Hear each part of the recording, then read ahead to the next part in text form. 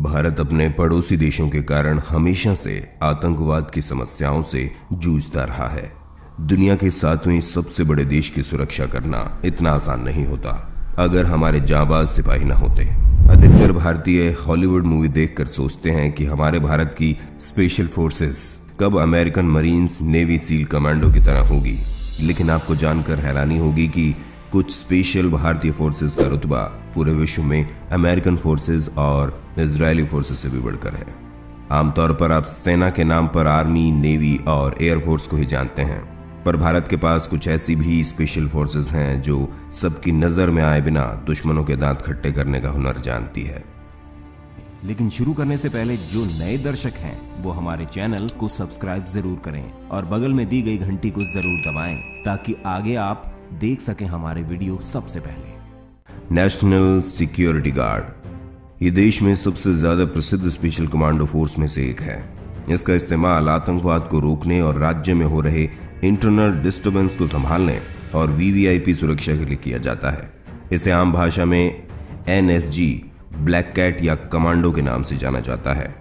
NSG commando हमेशा काले रंग के नकाब, काले कपड़े और काले रंग के ही अन्य जरूरत के सामानों का प्रयोग करते हैं, इसलिए एनसीजी कमांडो को ब्लैक कैट कमांडो भी कहा जाता है। देश के सबसे महत्वपूर्ण पदों पर बैठे लोगों की सुरक्षा एवं आतंकवादी हमलों से बचाव एवं जवाब देने की जिम्मेदारी एनएसजी कमांडो की होती है। एनएसजी कमांडोज का एक ही नारा है, one for all for one. 1984 के ऑपरेशन ब्लू स्टार के बाद इसकी स्थापना की गई। ये फोर्स अपने काम को करने में बिल्कुल भी नहीं हिचकिचाती, फिर चाहे वो दुश्मन को ढूंढ कर निकालना हो या फिर देश में घुसे आतंकवादियों को मारना हो। 26/11 के मुंबई हमले में बिना किसी मुसीबत के सफलतापूर्वक आतंकियों से निपटने में इन कमांडो का बहुत बड़ा हाथ था। एनएसजी कमांडो न सिर्फ भारत बल्कि विश्व की सबसे बेहतर फोर्स में शुमार है। आज भारत के एनएसजी कमांडोज की गिनती इजराइल, अमेरिका, रूस और फ्रांस के कमांडो के साथ होती है। पूरे एशिया में हमारे एनएसजी कमांडो के मुकाबले कोई दूसरी फोर्स नहीं है। अपने गठन के बाद आज तक एनएसजी कमांडो 2 दर्जन से ज्यादा खतरनाक ऑपरेशनों को अंजाम दे चुके हैं। किसी भी ऑपरेशन में वे आज तक असफल नहीं हुए। गरुड़ फोर्स भारतीय वायुसेना के स्पेशल फोर्स की जरूरत तब महसूस हुई जब 2001 में आतंकियों ने जम्मू और कश्मीर में 2 एयरबेसों पर हमला किया। आसमानी रक्षक गरुड़ फोर्स का गठन 2004 में किया गया था। गरुड़ फोर्स हवाई युद्ध में माहिर मानी जाती है। अपने हुनर से इनको पता होता है कि कैसे दुश्मन की सीमाओं में घुसकर अपने साथियों को सफलतापूर्वक बाहर निकालना है। गरुड़ फोर्स की ट्रेनिंग भारत की कुछ सबसे सफल फोर्स के द्वारा की गई है। गरुड़ फोर्स को दुनिया के सामने 2004 में एयरफोर्स डे के दिन लाया गया था। गरुड़ कमांडो काफी खूंखार और दुनिया के सबसे अत्याधुनिक हथियारों से लैस है। इनका मोटो है प्रहार से सुरक्षा। ये हर तरह के प्रहार से देश की सुरक्षा करने के लिए तैयार रहते हैं। मार्कोस भारतीय नौसेना की सर्वोत्तम स्पेशल फोर्स है। ये हर तरह के कामों में माहिर है, फिर चाहे वो दुश्मन से आमने सामने की लड़ाई हो, बंधकों को बचाना हो या फिर डायरेक्ट एक्शन। जल संबंधी कार्यों में तो इन्हें महारत हासिल है। इस फोर्स को दाढ़ी वाली फौज के नाम से भी जाना जाता है, क्योंकि ये नागरिकों वाली जगह में दाढ़ी बढ़ाकर आते हैं ताकि अलग से इन्हें पहचाना ना जा सके। मार्कोस कमांडो हमेशा अत्याधुनिक हथियारों से लैस रहते हैं ताकि ये हरदम दुश्मन के आगे रह सके। कारगिल युद्ध और मुंबई 26/11 हमले में मार्कोस कमांडो ने ही साथ दिया था। मार्कोस बनने की ट्रेनिंग 2 साल की होती है। इसकी खास बात यह है कि इसमें 20 से 24 साल के युवाओं का ही चयन किया जाता है। अपनी ट्रेनिंग के दौरान उन्हें अमेरिका और ब्रिटिश स्पेशल फोर्स के साथ काम करने व सीखने का मौका मिलता है, जिससे हर तरह से लड़ने के लिए तैयार हो जाते हैं। कोबरा फोर्स, जैसा नाम वैसा काम। कोबरा फोर्स सीआरपीएफ की स्पेशल फोर्स है, जिसे commando battalion for Resolute action के नाम से भी जाना जाता है। इस फोर्स का गठन नक्सलवाद का खात्मा करने के लिए किया गया था। इनका काम है जंगल की लड़ाइयां लड़ना। इनकी लड़ाई लड़ने के तरीके को गुरिल्ला टैक्टिक्स भी कहते हैं। बताते चले कि नक्सली जंगलों में अंदर तक छुपे रहते हैं, इसलिए उन्हें ढूंढ कर निकालने का काम इन्हें दिया जाता है। सीआरपीएफ में भर्ती होने वाले जवानों में से ही कोबरा कमांडो को चुना जाता है। चयन के बाद कोबरा में शामिल करने के लिए जवानों को कभी 4 तो कभी 9 महीने का कड़ा प्रशिक्षण दिया जाता है। इस फोर्स का मोटो यश या मृत्यु है। जंगल में होने वाली लड़ाई में कोबरा फोर्स को भारत की सबसे अनुभवी और सफल फोर्स कहा जाता है। कोबरा फोर्स के सैनिकों को गुरिल्ला लड़ाई, बम को ढूंढना, जंगल में जिंदा रहने की तरकीबें जैसे हुनर सिखाए जाते हैं ताकि मुश्किल समय में भी सिपाही को पता हो कि उन्हें क्या करना है। ये फोर्स अब तक 2 शौर्य चक्र सहित 9 वीरता पुरस्कार से नवाजी जा चुकी है। फिलहाल देश में कोबरा की 10 यूनिट है। एक यूनिट में करीब 1300 जवान शामिल होते हैं। कोबरा की स्नाइपर यूनिट भी भारतीय स्पेशल फोर्सेज में बेस्ट मानी जाती है। कोबरा कमांडो की दुश्मनों से लड़ने की शैली अब विदेश पहुंच गई है। यही वजह है कि ये विश्व की बड़ी सेनाओं का प्रतिनिधित्व करने वाले अमेरिका, रूस और इजराइल की फोर्स को गोरिल्ला वार के गुर सिखाए जा रहे हैं।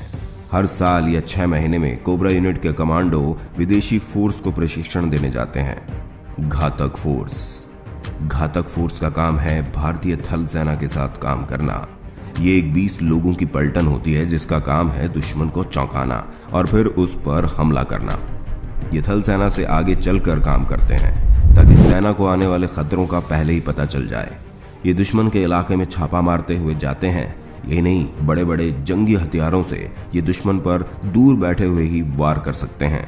कारगिल की जंग में भी इनका सहयोग रहा था।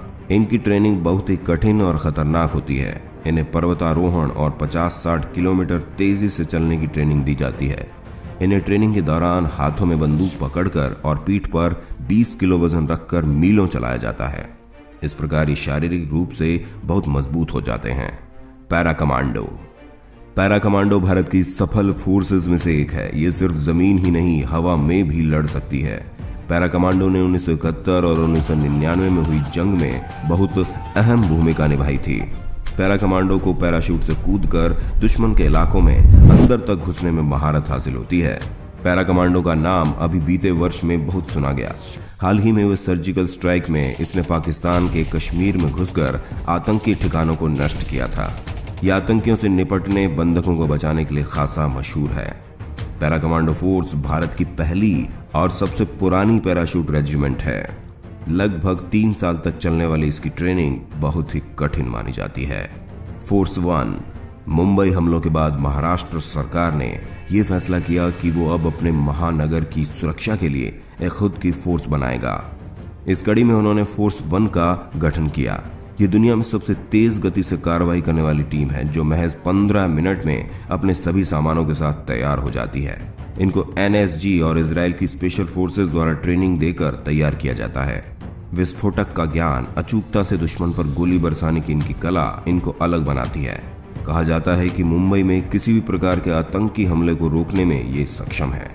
इनकी भर्ती के समय 3000 आवेदन आए थे, जिनमें से बस 216 का ही चयन किया गया। Special frontier force. भारत चीन युद्ध के बाद 14 नवंबर 1962 में इसकी स्थापना की गई। इसकी स्थापना का तत्कालिक उद्देश्य था चीन के साथ किसी भी अगले युद्ध की स्थिति में चीन में घुसकर वार करना।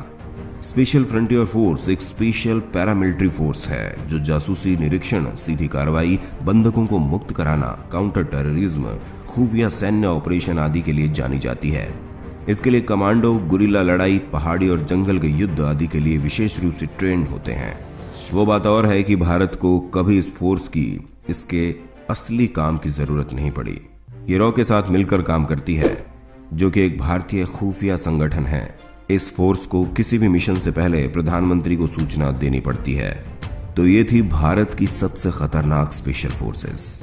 इनके कमांडो हर सुरक्षा के लिए तैयार खड़े रहते हैं।